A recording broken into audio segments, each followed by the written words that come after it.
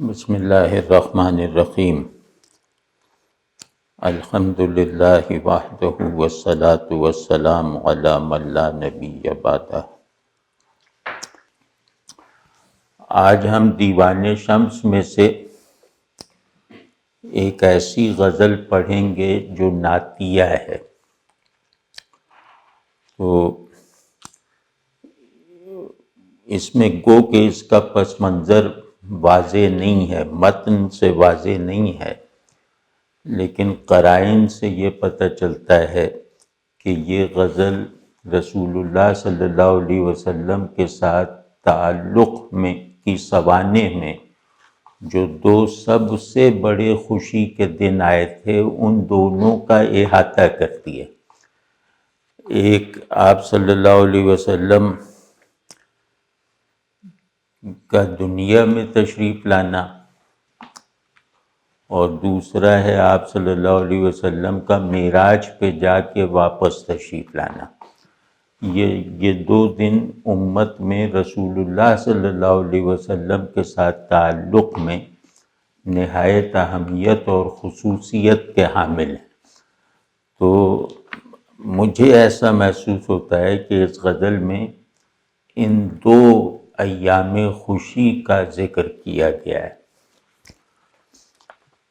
تو پڑھتے ہیں پھر، اور آج میں اس پر گفتگو بہت کوشش کروں گا کہ اتنی آسان ہو کہ وہ ایک نوجوان بھی اسے آسانی سے سمجھ لے، اور اس طرح کی گفتگویں جن میں محبت فہم پر غالب ہوتی ہے، یعنی محبوب کا تقاضا یہ نہیں ہوتا کہ عاشق اسے پورا سمجھے، یہ ہوتا ہے کہ عاشق اسے پورا چاہے۔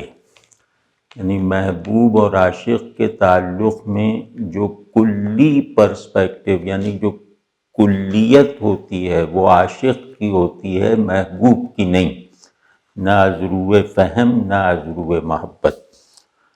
تو اس پس منظر میں اس کو انشاءاللہ اس طرح کچھ عرض کرنے کی کوشش کروں گا کہ عام درجے کا جو نظام جذبات ہے، عام درجے کی جو سطح احساسات ہے، یہ بات میں تحقیراً نہیں کہہ رہا، بلکہ جیسے پرائمری سطح کی جو طرز احساس اور طرز جذبات ہے، ہمارا بیان ان شعروں کے بارے میں ہمارا تشریحی بیان اس سطح کو ٹچ کرے۔ اسی طرح دینی ذہن کی جو عمومی سطح فہم ہے، ہماری گفتگو اس کو بھی اپنا مخاطب بنائے، اس کے لیے بھی مفہوم اور معنی کی حامل بنے۔ تو شروع کرتے ہیں کہ بیا کم روز مارا روز عید است، ازیں پس عیش و عشرت بر مزید است۔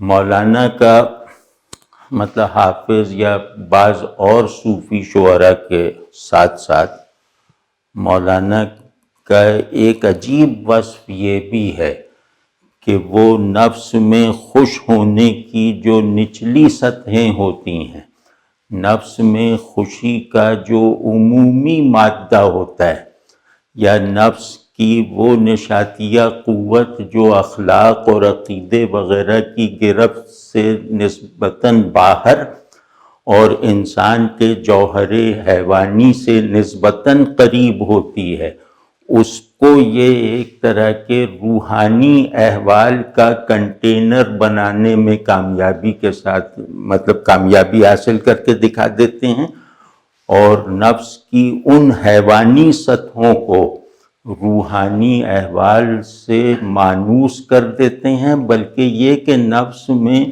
خوش ہونے کی جو ابتدائی جسمانی اور حیوانی استعداد ہے، اس استعداد کو کام میں لا کر اسے نشاط روحانی کے تجربے سے گزرنے کے لائق بنا دیتے ہیں۔ تو یہ بہت بڑا کام ہوتا ہے کسی شاعر کا یا کسی صوفی کا۔ تو اسی کا آپ اس میں مظاہرہ دیکھیں گے کہ آؤ کہ آج ہمارا روز عید ہے، آج کا دن ہمارے لیے عید کا دن ہے، آؤ۔ اب یہ جو بیع کا صیغہ ہے نا بلانے کا کہ آؤ، یہ بہت بامانی ہے، یعنی تم جہاں بھی ہو وہ جگہ چھوڑ کر ادھر آؤ۔ یعنی یہ جو روز عید کا دائرہ ہے، جو ہمارے باطن اور ہمارے خارج میں جو دائرہ اس عید کے دن کا بنا ہے، تو اپنے ہر لوکیل، اپنے ہر مقام، اپنی ہر باطنی اور خارجی جگہ کو چھوڑ کر اس طرف لپکو کہ آج یہ روز عید ہے، اور یہ خوشی ایسی نہیں ہے کہ یہ خوشی ایسی نہیں ہے جو تم خود میں رہتے ہوئے محسوس کر سکو۔ اس خوشی کو محسوس کرنے کے لیے ضروری ہے کہ تم جو کچھ ہو اس ہونے کو چھوڑو، تم جہاں ہو اس مقام کو چھوڑو۔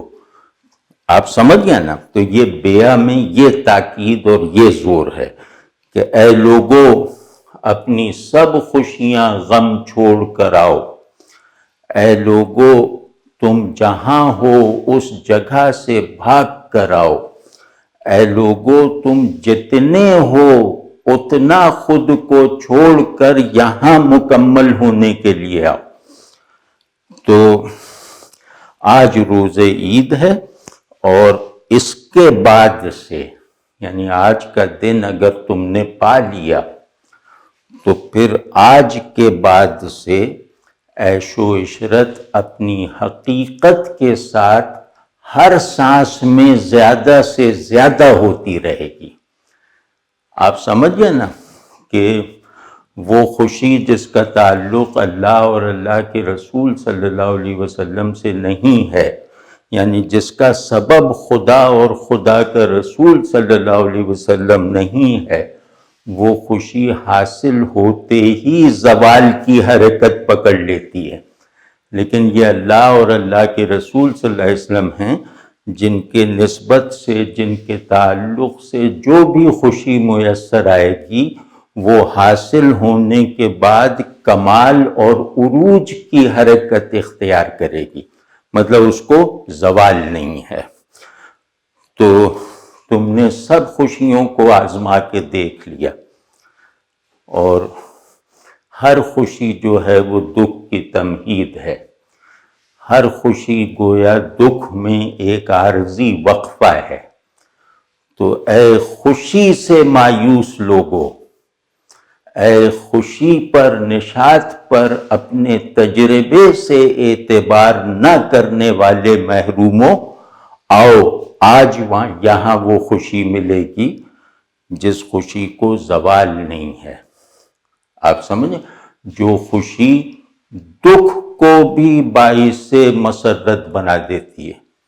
آپ سمجھ رہے ہیں نا کہ اللہ کے رسول صلی اللہ علیہ وسلم کے تعلق سے پیدا ہونے والی نشاط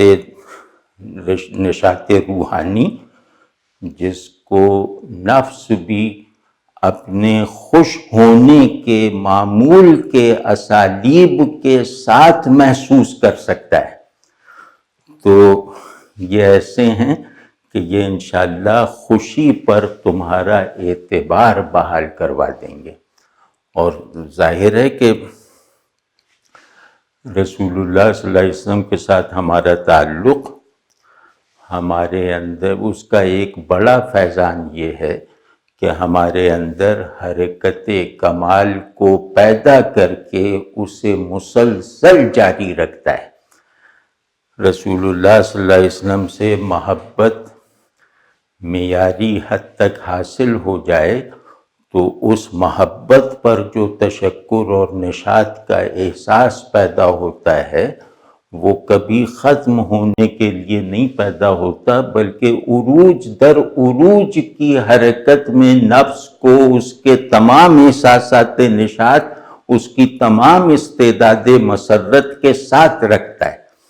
تو یہ اتنی بڑی بشارت تمہیں دی جا رہی ہے اس لیے کہ تم اپنے نفس کے کابک، اپنے وجود کے پنجرے اور اپنے حالات کے زندہ سے باہر نکل کر اس پھیلاؤ میں آؤ۔ تو اب اس کے بعد جو ہے عیش و عشرت ہمیشہ بڑھتا رہے گا۔ اب عیش و عشرت جو ہے گو کہ اسے بہت گہرائی میں کھولنا شاید یہاں درکار نہیں ہے، لیکن ہم ان دو لفظوں کو جتنی بھی گہرائی میں جا کر کھولیں اس کے نتیجے میں ان کے جو معانی حاصل ہوں گے وہ سب معانی اس شعر میں پوری طرح کھپ سکیں گے۔ بلکہ مولانا لفظ کو ایک ایسے پیالے کی طرح بھی استعمال کرتے ہیں جس میں آپ سمندر بھر دیں تو وہ خالی رہتا ہے، یعنی آپ اپنی کوششوں سے جتنے بھی معانی اور مفاہیم نکال لیں آپ کو یہ نہیں لگے گا کہ آپ مولانا کے بولے ہوئے اور لکھے ہوئے لفظ میں کسی ایسی معنویت کا اضافہ کر رہے ہیں جو غالباً مولانا کے شعور میں نہ ہو۔ یہ احساس مولانا کے کلام میں کبھی نہیں ہوتا۔ آپ جتنے بھی کنویں کھود لیں ان کا جو پیالہ نما لفظ ہے وہ ان سب کے پانیوں کو بھر دینے کے بعد بھی خالی رہتا ہے۔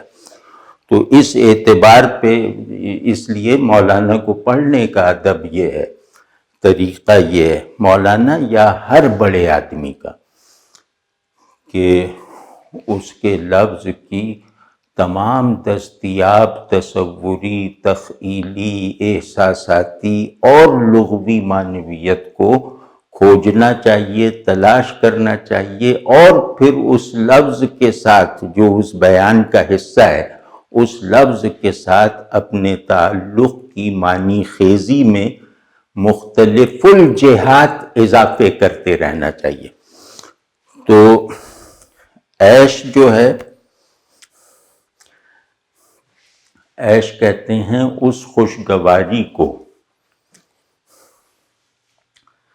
جس میں باہر کے حالات بھی داخل ہوں، یعنی عیش میں خوشی کا حال اور خوشی کا ماحول دونوں شامل ہوتے ہیں۔ عشرت میں ماحول کی ضرورت نہیں ہے، حال ہی حال ہے۔ آپ سمجھیں، یعنی کہ عیش آدمی ماحول سے حاصل کرتا ہے، عشرت ماحول کو فراہم کرتا ہے۔ آپ سمجھیں نا، یہ فرق ہے۔ تو غرض یہ کہ خوشی کی ہر وہ قسم جس میں تم لینے والے ہو وہ بھی یہاں سے حاصل ہوگی، اور جو تم دے سکتے ہو وہ بھی یہاں سے نصیب ہوگی، اس دن نصیب ہوگی۔ دوسرا شعر ہے کہ بزن دستے بگو کم روز شادیست، بزن دستے بگو کم روز شادیست، کہ روز خوش ہم از اول پدید است، کہ تالیاں بجاؤ، یعنی خوشی سے تالیاں بجاؤ، ناچو گاؤ اور کہو، پورے زور سے کہو، سب کو سنانے کی نیت سے کہو کہ آج خوشی ہے، آج کا دن خوشی کا دن ہے۔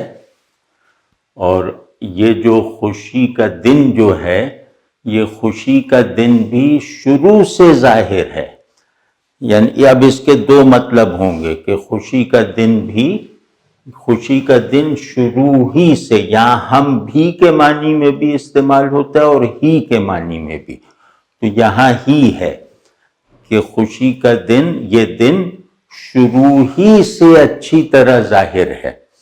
تو اب یہاں اس شروع کے دو معنی ہیں۔ ایک معنی یہ کہ یہ دن طلوع ہوتے ہی واضح ہے کہ آج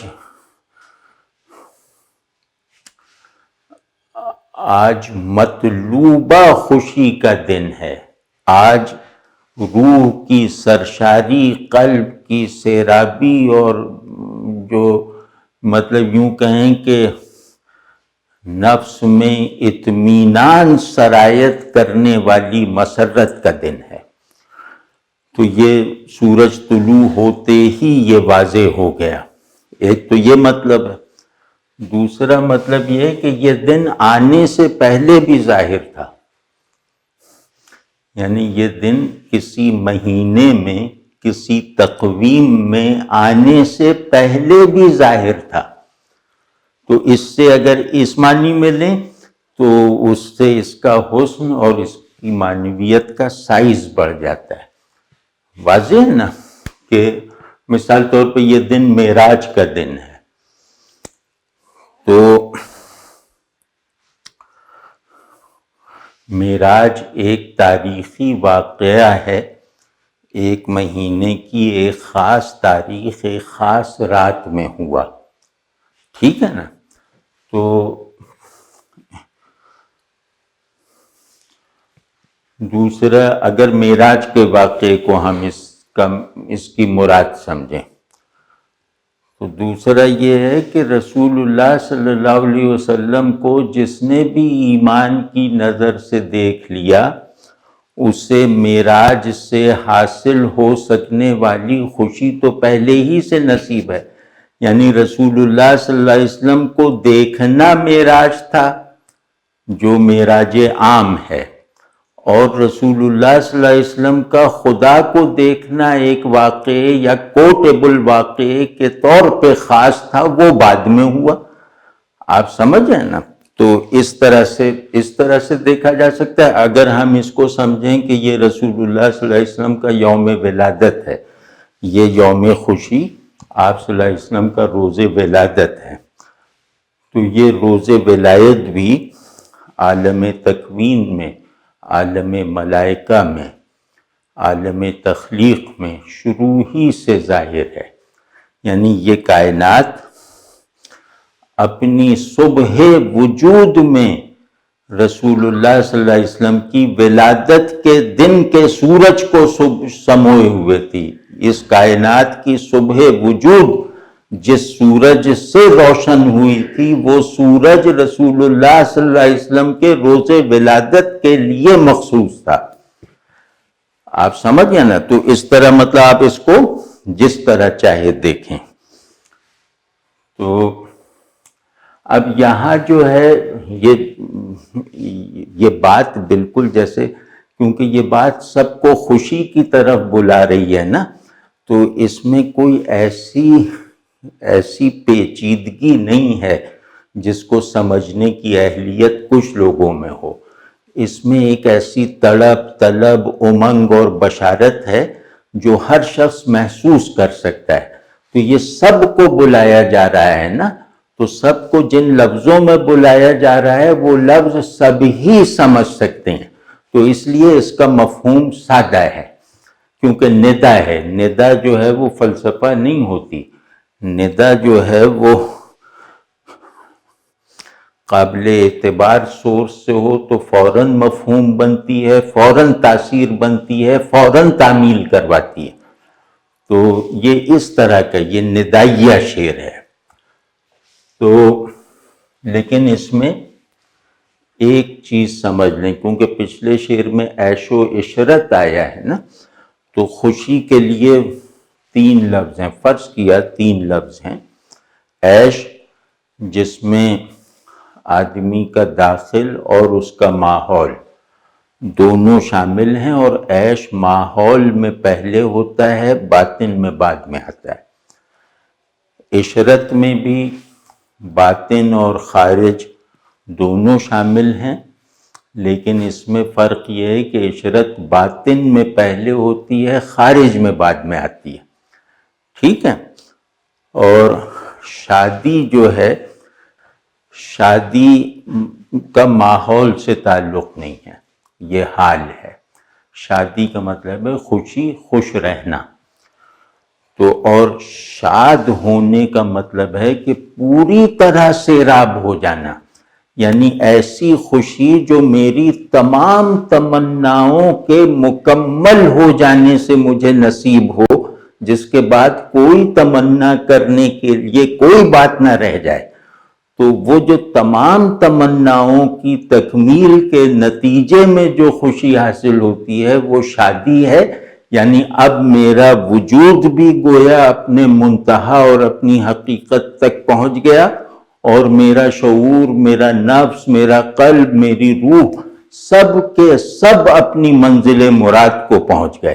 اب انہیں آگے نہیں چلنا اور مزید کچھ نہیں پانا۔ آپ سمجھے؟ اب اس حال کا نام ہے شادی۔ تو اب آپ دیکھ لیں کہ رسول اللہ صلی اللہ علیہ وسلم کی نسبت سے میسر آنے والی خوشی میں یہ کیفیت تو لازماً ہوگی نا کہ مزید کی خواہش نہیں رہ جائے گی۔ یہ گویا مجھے میری تمام مرادات اس خوشی سے تسکین پا جائیں گے، یا میری رسول اللہ صلی اللہ علیہ وسلم سے نسبت سے حاصل ہونے والی خوشی میری ہر طرح کی مراد کی تکمیل اور اس کی تشفی ہے۔ واضح ہے؟ تو یہ شادی کے لفظ سے ظاہر فرما دیا۔ دیکھیں، سچی خوشی محبوب کے ریفرنس سے ہوتی ہے۔ جس خوشی میں حوالہ اور سبب محبوب نہ ہو وہ خوشی ناقص ہے، وہ خوشی جھوٹی ہے۔ مطلب خود بخود بلا وجہ پیدا ہو جانے والی خوشی یا مال و دولت سے نصیب ہونے والی مسرت، یہ عارضی ہے، جھوٹی ہے، منفی ہے، نفسانی ہے، بلکہ حیوانی ہے۔ تو خوشی انسانی اسی وقت کہلائے گی جب اس کا سبب محبوب ہوگا، اس کا حوالہ محبوب ہوگا، چاہے محبوب کا حصول یا محبوب کی خوشنودی کے حاصل ہونے کا نتیجہ جو ہے وہ جزوی ہی کیوں نہ ہو۔ تو محبوب کے حوالے کے بغیر خوشی محض جبلی اور حیوانی اور عارضی اور واہماتی ہے۔ ٹھیک ہے؟ تو اب اسی اصول کو اس طرح بیان کر رہے ہیں کہ چیار مادرن عالم کے باشد، کیونکہ خوشی کا تعلق محبوب سے ہے، اور اس کائنات میں میرے محبوب کے علاوہ کون محبوب ہے؟ یہاں چو کو آپ حرف تشبیہ نہ سمجھیے، گو کہ لفظی ترجمہ یہ ہے کہ اس دنیا میں میرے محبوب کی طرح کون ہے، میرے محبوب کے برابر کون ہے۔ یہ کہنا بھی ٹھیک ہے، سیف ہے۔ مطلب یہ کہ میرا محبوب لاسانی ہے، میرا محبوب یکتا ہے۔ اس دنیا کے لوگوں میں، اس دنیا میں رہنے والوں میں، میرا اس دنیا کا باشندہ جو محبوب ہے وہ سب سے یکتا ہے۔ تو اس کی یکتائی صرف اس کے جمال اور محبوبیت ہی تک محدود نہیں ہے، بلکہ وہ اپنے وجود سے یکتا ہے، وہ اپنی ہستی میں یکتا اور یگانہ ہے۔ تو اس طرح اگر ہم اسے حرف تشبیہ سمجھیں گے یا حرف تقابل سمجھیں گے تو اس کا مطلب یہ کہ ہمارے محبوب کے برابر نہ کوئی محبوب ہے، نہ کوئی ہستی ہے، نہ کوئی موجود ہے، کوئی بھی، نہ جمال میں کوئی ان کے برابر ہے، نہ کمال میں کوئی ان کے برابر ہے، نہ حقانیت میں کوئی ان کے برابر ہے۔ غرض جن جن اوصاف میں انسان بڑا بنتا ہے ان میں سے کسی ایک وصف میں بھی کوئی بھی ان کے برابر نہیں۔ اب یہ ہمارا ظاہر عقیدہ ہے۔ اور ایک یہ کہ آپ چو کو حرف تشبیہ نہ سمجھیں، چو کو حرف تزئین سمجھیں، یا چو کو حرف نفی بنا لیں۔ تو اب یہ ہے کہ اس دنیا میں میرے دوست کے علاوہ کون ہے جسے محبوب بنایا جائے؟ یہاں یار کا مطلب دوست اور محبوب دونوں ہے۔ تو اس دنیا میں کوئی ہے جسے محبوب بنایا جائے سوائے اس ہستی کے جس کا دوست بننا اللہ کی توفیق سے مجھے نصیب ہوا، جس کا عاشق بننا اللہ کی مہربانی سے مجھے عنایت ہوا۔ ٹھیک ہے؟ اب اس مصرعے کا دوسرا مطلب ہوگا کہ تم موجود ہی نہیں ہو عاشق رسول صلی اللہ علیہ وسلم بنے بغیر۔ جو عشق رسول صلی اللہ علیہ وسلم سے خالی ہے وہ آتھینٹیکلی موجود ہی نہیں ہے۔ لیکن یہ اس مصرعے سے برآمد ہونے والا ایک مطلب ہے کہ نہ محبوب ان جیسا کوئی ہے اور نہ ان کا عاشق بننے سے کسی کو کوئی رخصت ہے، کسی کو کوئی چھٹی ہے، کسی کا عذر قبول کیا جائے گا۔ ٹھیک ہے نا؟ تو چنی عید بصد دوراں کے دی دست، کہ ایسی عید، جس عید کی طرف میں تمہیں بلا رہا ہوں۔ عید کا ایک مطلب اجتماعی طور پر منائی جانے والی خوشی بھی ہوتی ہے، عید کا مطلب جشن ہوتا ہے۔ ٹھیک ہے نا؟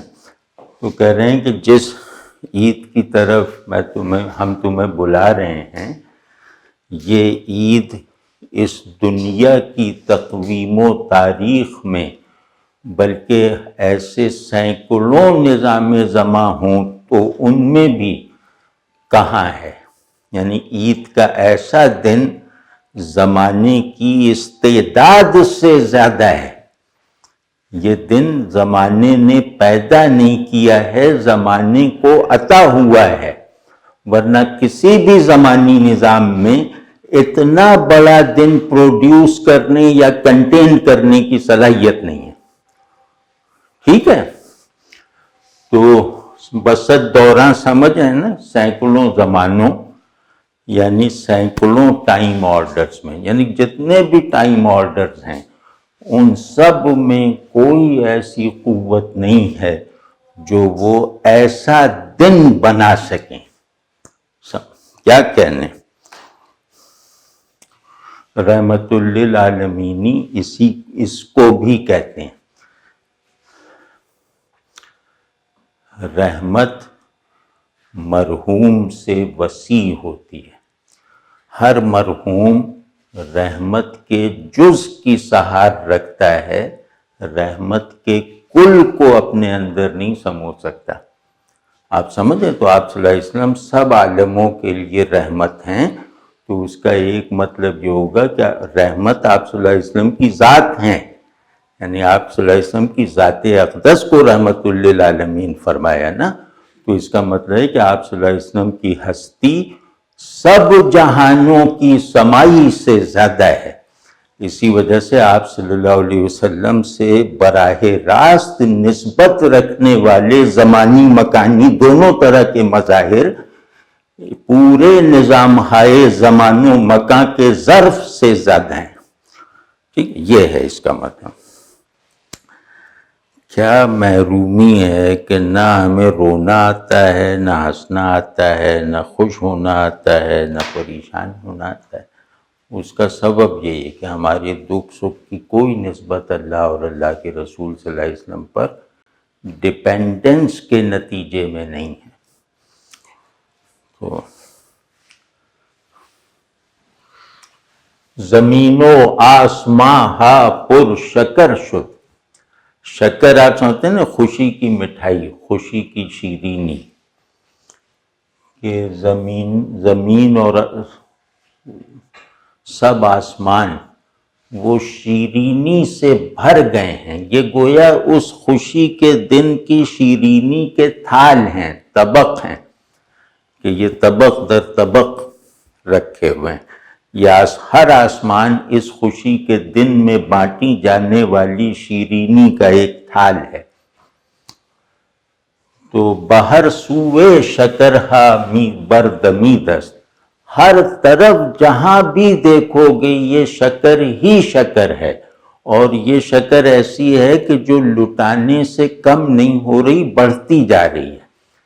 یعنی اس خوشی کا شکرانہ بھی جو ہے وہ غیر متناہی ہے، خوشی بھی غیر متناہی ہے اور اس کا شکرانہ بھی غیر متناہی ہے۔ پھر یہ کہ یہ خوشی ذرے ذرے میں سرایت کیے ہوئے ہے اپنے تنوع کے ساتھ، اپنے تسلسل کے ساتھ، تو ہر ذرہ سمجھیں کہ اس پوری کائنات ہستی کا ذرہ ذرہ اس دن کے شکرانے میں خوشیاں پروڈیوس کر رہا ہے، یعنی مسلسل پروڈیوس کر رہا ہے، یعنی شکرہا بردمی دست، یعنی یہ بڑھتی جا رہی ہے، یعنی اگتی جا رہی ہے۔ رسیداں بانگے موجے گوہر افشاں، جہاں پر موجو دریا ناپتی دست۔ یہ بہت بڑا شعر ہے، مطلب اس کو بڑے شعر کا ثبوت بننے والے جو بھی معیارات ہیں سب اس میں ایگزاسٹ ہو گئے ہیں، لیکن ابھی ہم اس کو اس کے مضمون کی رعایت سے دیکھیں گے کہ موتیاں بکھرانے اور چھٹکانے والے، موتی بکھرانے والی موج کی آواز آئی، یعنی آج وہ دن ہے کہ موتیاں چھٹکانے اور بکھرانے والی موج کی آواز سنائی دے رہی ہے۔ جہاں پر موجو دریا ناپتی دست، کہ پوری دنیا جو ہے وہ موج امواج سے، لہروں سے بھری ہوئی ہے، مگر سمندر نظر نہیں آ رہا۔ یہ بہت زبردست تخیل، بہت زبردست اس میں فکر ہے۔ تو اب میں مثال دیتا ہوں، موجے گوہر افشاں، اس کا مطلب وہ لہر جو سمندر کی تہ سے موتیوں کو نکال کر ساحل پر بکھیر رہی ہے، یعنی لٹا رہی ہے، موتیوں کو لٹا رہی ہے۔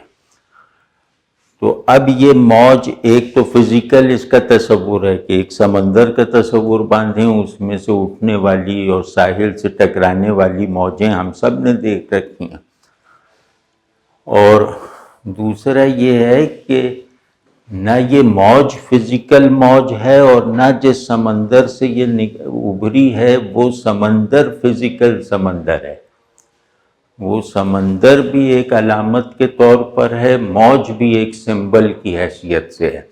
مطلب فرض کیا اس دن کے طلوع کا اعلان کرنے والا سورج، اس کو میں کہوں کہ موج گوہر افشاں ہے تو بالکل ٹھیک ہے۔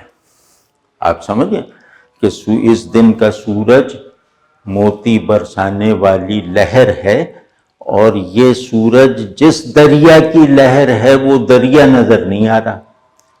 آپ سمجھیں، نہیں، نظر آنا اور نظر نہ آنا فزیکل ہے، لیکن جو نظر آ رہا ہے وہ فزیکل نہیں ہے، جو نظر نہیں آ رہا وہ تو ظاہر ہے کہ فزیکل نہیں ہے۔ تو ان معنوں میں آپ اس کو سمجھیں کہ جہاں دنیا میں موج پر موج اٹھ رہی ہے، ایسی موج گوہر افشاں، یعنی آپ اس کو ذرا سے تصور کریں کہ یہ دن ایسا ہے جس میں ہر لمحے میں نیا نیا سورج نکل رہا ہے، اور ہر نیا سورج اس دن کے ایک نئے معنی کا اظہار کر رہا ہے، اس دن کو ایک نئی روشنی سے روشن کر رہا ہے۔ سمجھ گیا نا؟ تو یہ موجیں ہیں۔ تو اس دن کے اظہار میں، اس دن کی نشاتیہ بہاؤ میں ایک جیسے لگتا ہے، محسوس یہ ہوتا ہے جیسے ایک ابدی تسلسل ہے، لیکن اس تسلسل کا سورس کیا ہے؟ یہ موجیں کس سمندر سے اٹھ رہی ہیں؟ وہ سمندر نظر نہیں آ رہا، وہ سمندر ظاہر نہیں ہے۔ اب اس سے یہ اگر یہ پورا منظر یا یہ پورا بیان آپ اپنی نظر میں رکھیں تو اس شعر کی جو پوری ہائرارکی آف میننگ ہے یا پورا سمبلزم ہے، ہر ایک کے لیے سمجھنا آسان ہے۔ صورت رسالت میں آپ صلی اللہ علیہ وسلم حقیقت محمد صلی اللہ علیہ وسلم کے دریا سے اٹھنے والی لہر ہے، اور خود آپ صلی اللہ علیہ وسلم کی صورت مبارکہ کا یہ عالم ہے کہ اس کی ہر نئی دید ایک انتہائی منظر پر انتہائی نظارہ پہ پہنچاتی ہے۔ اس کے دیکھنے والا اس چہرے اقدس کے جمال کو پرانا ہوتے ہوئے نہیں دیکھ سکتا، ہر نظر اس جمال کی ایک نئی پرت سے فیض یاب ہوتی ہے۔ جس پچھلی شان کو اس نے دیکھا ہوتا ہے، اگلے لمحے دید میں کوئی نئی شان اسے نظر آتی ہے۔ تو یہ ہے گوہر افشاں کہ اس صورت ہی کو سیر کرنا ممکن نہیں ہے۔ اس صورت میں جمال کے کسی بھی نظارے جمال میں کوئی تکرار نہیں ہے۔ اس کو بے شمار نگاہوں سے دیکھا جائے تو اس کے بے شمار جمال جو ہیں وہ اپنا اظہار کریں گے۔ صورت ایک ہے، واضح ہے نا؟ تو یہ جو صورت محمدیہ علیہ صاحب الصلاۃ والتسلیم ہے، اس کا سمندر حقیقت محمدیہ علیہ صاحب الصلاۃ والتسلیم ہے، اور وہ نظام ظہور کے سے ماورا ہے۔ ان معنوں میں اس کو میں اگر آسان کر کے کہوں کہ رسول اللہ صلی اللہ علیہ وسلم کی صورت مبارکہ ظاہر ہے، آپ صلی اللہ علیہ وسلم کی حقیقت مبارکہ مخفی ہے۔ ٹھیک ہے؟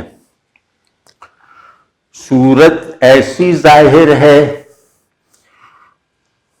کہ اس کا ظہور کسی پر کامل نہیں ہے، کسی دید میں وہ ظہور کامل نہیں ہو سکتا، اور حقیقت اتنی مخفی ہے کہ کوئی ظہور اس حقیقت کی طرف دلالت کرنے سے بے نیاز نہیں ہوتا۔ یعنی حقیقت اتنی باطن اور مخفی ہے کہ ہر ظہور اس کی طرف دلالت کرتا ہے، اسے دکھائے بغیر اس کی طرف دلالت کرتا ہے، اور صورت اتنی واضح ہے کہ اسے دیکھنا بھی اسے دیکھ لینے کا دعویٰ کرنے کی اجازت نہیں دیتا۔ حقیقت ایسی ہے کہ اسے نہ دیکھتے ہوئے نہ دیکھنے کے عالم میں بھی یہ کہنا کہ میں نے نہیں دیکھا وہ جھوٹ ہے، اور صورت اتنی ظاہر ہے کہ اسے دیکھنے کی رو میں بھی یہ کہنا کہ میں نے دیکھ لیا یہ کذب ہے، خوش فہمی ہے۔ واضح نا؟ اب یہ شعر آپ کی سمجھ میں آئے؟ اب یہ شعر یہ کہہ رہا ہے، اور یہ بہت خوبصورت ہے، خاص طور پہ دوسرا مصرع کہ جہاں موجوں سے بھرا ہوا ہے، یعنی یہاں ہر شے ایک موج ہے لیکن سمندر غائب ہے، یعنی سمندر اوجھل ہے۔ اب اس پہلو سے بھی اگر آپ یعنی انتقال ذہنی کے اصول پہ دیکھیں تو دنیا میں ہر چیز اللہ کو دکھا رہی ہے مگر اللہ غیب میں ہے۔ ٹھیک ہے؟ اب اس کا یہ مطلب اور زیادہ آسانی سے سمجھ لینے والا ہوا نا کہ دنیا اللہ کی نشانیوں سے کھچا کھچ بھری ہوئی ہے، یہاں کوئی ایک شے بھی ذہنی سے لے کر مادی تک کوئی ایک شے بھی ایسی نہیں ہے جو اپنے آپ سے زیادہ اللہ کو نہ دکھا رہی ہو، لیکن یہ کہ یہ نشانیوں اور مظاہر سے بھری ہوئی دنیا جس حقیقت کی مظہر ہے وہ حقیقت یعنی کہ مخفی ہے باطن میں۔ محمد صلی اللہ علیہ وسلم باز از معراج آمد، ز چارم چرخ عیسیٰ در رسید است علیہ الصلاۃ والسلام۔ تو کہ اب بتا رہے ہیں کہ یہ موقع کیا ہے، خوشی کا سبب کیا ہے، تو کہ محمد صلی اللہ علیہ وسلم معراج سے لوٹے ہیں اور عیسیٰ علیہ السلام چوتھے آسمان سے نازل ہوئے ہیں۔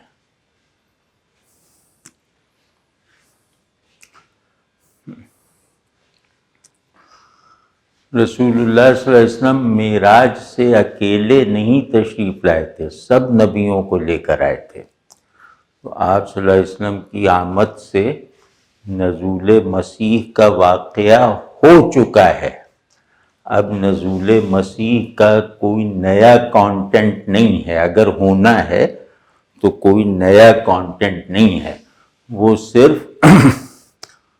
اس واقعے کی اصلیت کا ایک تاریخی مظہر ہوگا۔ وہ واقعہ یعنی نزول مسیح علیہ السلام کا واقعہ معراج سے تشریف آوری کے ایک جزء میں پورا ہو چکا ہے، ایک جزء کی حیثیت رکھتا ہے۔ معراج اللہ کی طرف سے نزول کا کل ہے، وہ معراج رسالت مآب صلی اللہ علیہ وسلم۔ تو نزول مسیح اس کل میں ایک جزء کی طرح واقع ہو چکا ہے۔ اس کا مطلب عیسیٰ علیہ السلام آ کے کوئی نئی بات نہیں سکھائیں گے، نہ شریعت کی نہ تعلق باللہ کی۔ تو جو پیغام عیسیٰ علیہ السلام کا ہے وہ عیسیٰ علیہ السلام کی معجزاتی شان کے ساتھ رسول اللہ صلی اللہ علیہ وسلم کے لائے ہوئے پیغام میں سمایا ہوا ہے۔ تو یہ جو ہے یہ حسن کلام کے لیے ہے کہ خوشی مناؤ کہ رسول اللہ صلی اللہ علیہ وسلم معراج سے تشریف لے آئے اور آپ صلی اللہ علیہ وسلم کے ساتھ ہی چوتھے آسمان سے عیسیٰ علیہ السلام بھی آ گئے ہیں۔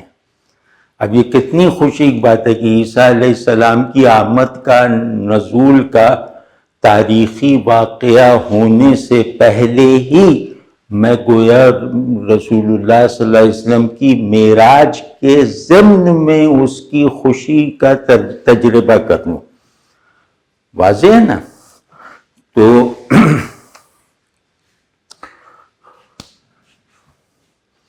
اب اس میں جو چاروں چرخ عیسیٰ در رسیدست، یہ خوشی بڑھانے کے لیے ہی نہیں ہے۔ مطلب جیسے آپ دیکھیں نا اس دو جملوں کے فرق سے خوشی کا لیول کم زیادہ ہوتا ہے، یعنی کم زیادہ تو نہیں، مطلب خوشی کی سطح بڑھتی ہے مزید۔ یہ ہم نے کہا کہ رسول اللہ صلی اللہ علیہ وسلم معراج سے تشریف لے آئے تو بہت بڑی خوشی حاصل ہو گئی۔ اب اس میں تھوڑی دیر بعد جب یہ اضافہ کیا کہ حضرت عیسیٰ علیہ السلام بھی ساتھ ہی آئیں تو یہ خوشی بڑھے گی۔ آپ سمجھیں نا؟ تو یہ بس خوشی کو آخری حد تک مکمل کر دیا۔ واضح نا؟ اور یہ جتا دیا کہ یہ خوشی عیسیٰ علیہ السلام کی نزول کی خوشی رسول اللہ صلی اللہ علیہ وسلم کی تشریف آوری کے نتیجے میں میسر آنے والی مسرت کا ایک حصہ ہے۔ تو اب اس میں جو ایک نقطے کی بات ہے وہ عرض کرتا ہوں، جو میں نے شروع میں کہا تھا کہ دو خوشیاں ہیں نا، کہ آپ صلی اللہ علیہ وسلم دنیا میں تشریف لائے اور آپ صلی اللہ علیہ وسلم معراج سے واپس آئے، بہت بڑی خوشیاں ہیں یہ امت کے لیے۔ اب یہاں معراج کا لفظ ایک واقعے کا بیان نہیں ہے، یعنی جو معروف معراج ہے وہ تو ہے ہی، لیکن ایک اور معراج بھی ہے جو آپ صلی اللہ علیہ وسلم ہی کا حصہ ہے۔ وہ معراج ہے آپ صلی اللہ علیہ وسلم کا دنیا میں تشریف لانا، یعنی آپ صلی اللہ علیہ وسلم کا دنیا میں آنا بھی معراج ہے، اور آپ صلی اللہ علیہ وسلم کا اس دنیا سے عروج کر کے آسمانوں میں پہنچنا بھی معراج ہے۔ یعنی آپ صلی اللہ علیہ وسلم کا نزول و عروج دونوں معراج ہے۔ آپ صلی اللہ علیہ وسلم کا آنا سارے عالم وجود کی معراج ہے، ٹھیک ہے نا؟ تو اس معراج کا ایمانی اعادہ واقعہ معراج سے ہوا ہے، یعنی آپ صلی اللہ علیہ وسلم جب دنیا میں تشریف لائے، آپ صلی اللہ علیہ وسلم کا مخلوق ہونا مخلوقات کی معراج ہے، آپ صلی اللہ علیہ وسلم کا رسول ہونا اہل ایمان کی معراج ہے، ٹھیک ہے نا؟ تو گویا آپ صلی اللہ علیہ وسلم نے فطرت کو بھی معراج پہ پہنچایا، آپ صلی اللہ علیہ وسلم سے ہدایت بھی اپنی معراج کو پہنچی۔ بس یہ سمجھ لیجئے، یہ اس کا ایک اندرونی نقطہ ہے۔ ہرا نقد کزیں جا نیست قلب است، ہاں میں کز جام جان نبود پلید است۔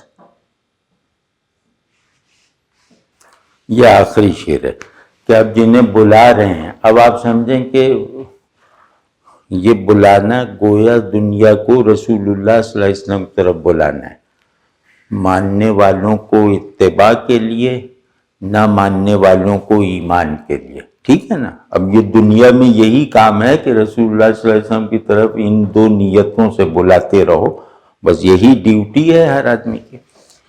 تو آپ سمجھ رہے ہیں کہ یہ داعی الی الرسول، داعی الی اللہ ہیں بواسطہ رسول صلی اللہ علیہ وسلم۔ تو اب یہ کیا کہہ رہے ہیں؟ یہ کہہ رہے ہیں کہ جو سونا یہاں نہیں ہے، وہ سونا جو یہاں نہیں ہے وہ کھرا ہے، ارے وہ کھوٹا ہے، یعنی ہر وہ سکہ کھوٹا ہے جو اس ٹکسال میں نہیں ہے،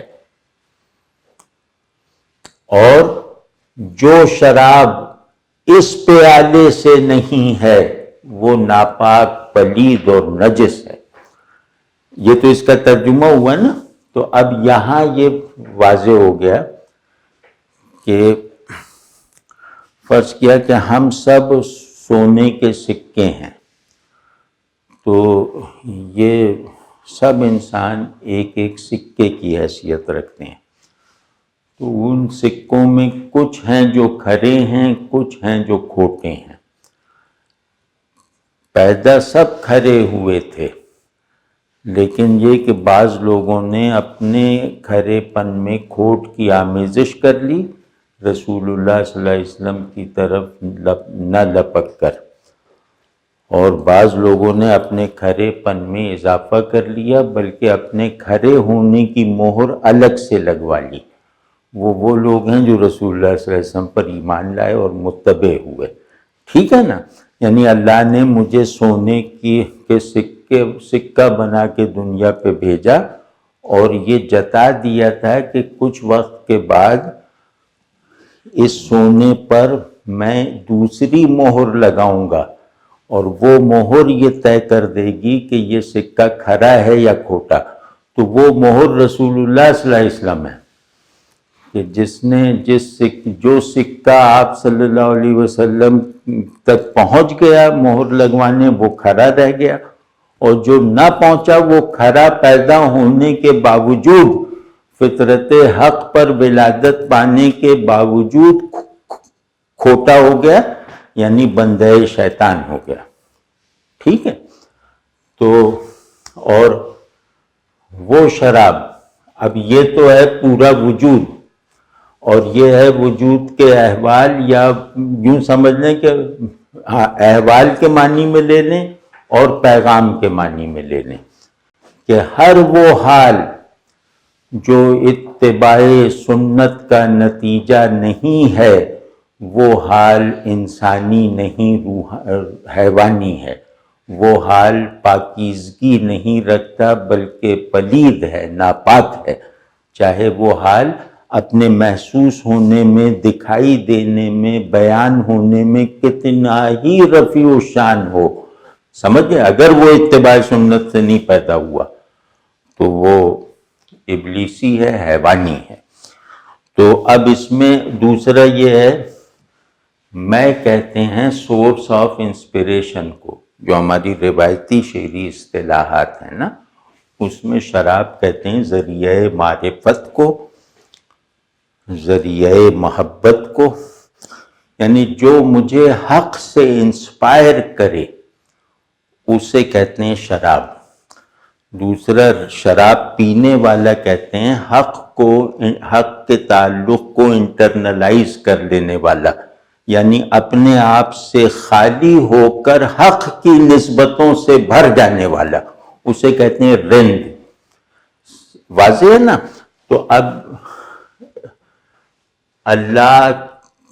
اللہ سے انسپائر کرنے والا ہر ٹول اگر رسول اللہ صلی اللہ علیہ وسلم سے لیا ہوا نہیں ہے، اگر رسول اللہ صلی اللہ علیہ وسلم کی طرف سے تصدیق یافتہ نہیں ہے تو وہ شیطان سے انسپائر کرنے والا ٹول ہے، اللہ سے انسپائر کرنے والا ٹول نہیں. آپ سمجھیں نا؟ یعنی اللہ سے انسپریشن کا ہر راستہ رسول اللہ صلی اللہ علیہ وسلم کا عاشق اور متبع بن کر ہی نکلے گا. آپ صلی اللہ علیہ وسلم کو بیچ سے ہٹا دینے کے نتیجے میں جس اللہ تک تم پہنچو گے وہ الہ حقیقی نہیں ہے بلکہ الہ خیالی ہے. یعنی اللہ تک میرے پہنچنے کی آخری حد ہے الہ محمد علیہ السلام تک پہنچنا.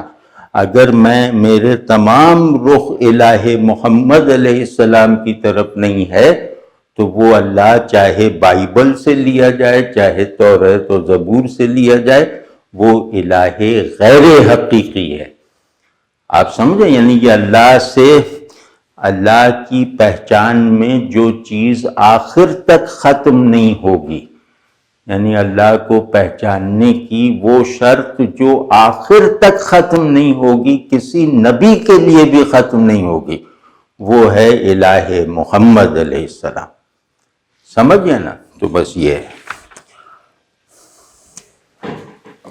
تو اب یہ نقد کو یوں بھی کر سکتے ہیں کہ وہ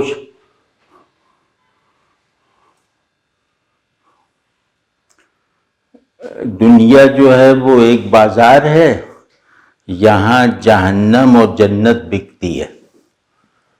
تو جنت خریدنے کے لیے سکہ کھرا ہونا ضروری ہے، کھوٹے سکے سے صرف جہنم خریدی جا سکتی ہے. تو جنت تک پہنچنا ممکن ہی نہیں ہے رسول اللہ صلی اللہ علیہ وسلم کو مانے بغیر، اتباع کیے بغیر. ایک یہ مطلب ہے. یعنی کہ نقد جو ہے یہ ہمارا آپ کا کائنات وہ ظاہری وجود ہے. یوں کہہ لیں کہ ہمارے آپ کا جو فنکشنل وجود ہے وہ نقد ہے، دنیاوی وجود جو ہے وہ نقد ہے، اور میں جو ہے یہ ہمارا روحانی آرڈر ہے. آپ سمجھیں نا؟ تو ہم اپنی فطرت میں بھی ناقص ہیں رسول اللہ صلی اللہ علیہ وسلم کے حوالے کے بغیر، ہدایت میں بھی گمراہ ہیں رسول اللہ صلی اللہ علیہ وسلم کی اطاعت کے بغیر، تعلق میں بھی کھوٹے ہیں تعلق بالرسول صلی اللہ علیہ وسلم کو تعلق باللہ کا لازمہ بنائے بغیر. یہ ہے سب. مطلب اس میں آپ جتنی بھی وہ ہے وہ اپنے ذہن سے کر لیجئے، وہ انشاءاللہ سب اس شعر کی مراد ہوگی. وصلی اللہ علی النبی